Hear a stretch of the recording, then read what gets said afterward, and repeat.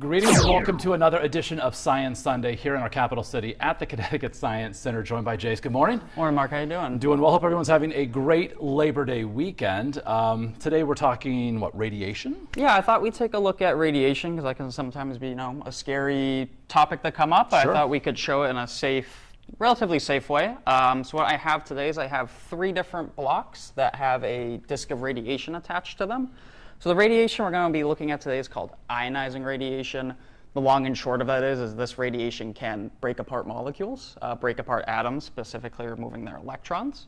Now, in our case, these are all very small samples. We're totally safe from these. Good. But the way we measure radiation is this thing here called a Geiger counter. Yes. Now, you might have heard of these. You might have actually heard them in media because they make the very iconic clicking noise when they detect radiation.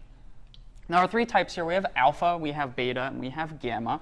Now, alpha radiation is our front disk. Yep, our front disk there. And alpha doesn't give off as much energy. It's radiation that can't really penetrate our skin as well. You kind of have to have an open wound for that radiation to get into your body. Okay. Or if you ate it or consumed it, definitely wouldn't recommend that. Sure. We move over to our beta now. And we hear it starts to click more because beta exerts more energy. It has a longer wavelength of energy coming through. Now, beta is also, it can't penetrate your body as easily. It can penetrate your body, but it can be stopped a little bit easier. Okay. And finally, our final example is we have gamma, which does possess the ability to just pass right through us. So with that in mind, one of the things we got to consider every day if we're working with radiation is how do we block it? Sure. So we don't want that radiation getting into us. It can be damaging. And at the dentist, have you ever got x-rays at the dentist, Mark? Yeah, it happens at least once a year, every other year, something like that. But yeah, yes. I forget exactly how often you do it. But when you're at the dentist, what they do is they put that big, kind of tarp on top of you, right? And that's to block the extra x-rays, that radiation from going through you. And a lot of those times, those are mixed with different materials, specifically a type of lead. Okay. Because what lead does is a good shielder. It blocks that radiation from traveling through because lead's pretty dense. It's tough to get through. It's a very dense material.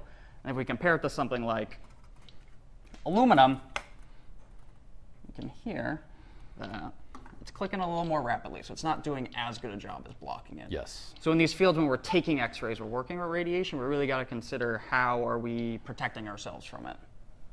So the lead blankets, more or less, are key. Yeah, exactly. So lead's a really good one.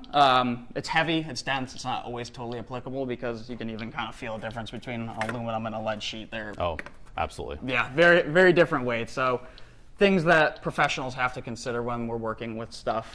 And it's kind of a quick little radiation demo. Yeah, awesome. And we want to let people know quickly as well that here at the Science Center, open today, closed tomorrow. Right. For Labor Day, but today also happens to be the last day of Science Fiction, Science Future. Yeah, so this will be the last day you'll be able to come check it out. It is in our traveling gallery space, so it is a traveling exhibit. It's been hanging out with us for the past couple months, but all good things that come to an end eventually, so it will be on its way out. Last day to come check it out, so we hope you get a chance to come see it. And like you said, we will be closed for Monday, Labor Day. So as this one exhibition goes out, another one will be coming soon, which we'll be letting folks know about. Correct. So Forest of Illusions will be coming back. Okay. It's a yearly rotation. We'll have more cool things, some new add-ons, making it really cool, keeping it up to date, and we're excited for it. All right, Jace, thank you so much. Of course, we'll see you for another edition of Science Sunday next weekend.